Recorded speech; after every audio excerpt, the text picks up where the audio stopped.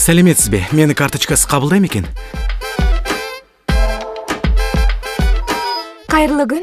Сізді міндетті түрде қабылдайды. Қазір электрондық денсаулық паспорты енгізілуде. Ал ол сіздің денсаулығыңыз туралы барлық ақпарат электронды түрде сақталады деген сөз. Ал анализдердің нәтижесі?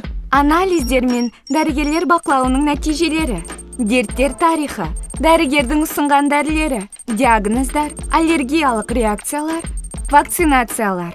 Мұның барлығы бір үлкен электрондық жүйе. Елестетіп көріңізші, бұл туған күніңізден бастап бүгінгі күнге дейінгі барлық ақпарат. Және бұл ақпарат электрондық денсаулық паспортында сақталады. Паспортыңыздағы ақпараттар дәрігеріңізге қол жетімді болады. Бұл сіздің уақытыңызды үнемдейді. Дәрігерлер диагноздарды нақтырақ қояды, өзара байланыс нығаяды және қателіктері азаяды. Сонда барлығы менің немен ауыратынымды білетін бола ма? О, не дегеніңіз? Тек сіздің келісіміңізбен.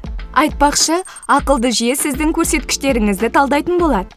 Мысалы, қан құрамындағы қантты немесе қан қысымын және дәрігеріңізді өзгерістер туралы ескертеді. Енді дәрігердің түсініксіз жазуын оқып қиналмаймын ғой. Электрондық денсаулық паспорты технологиялар сіздің қамыңызды ойлайды.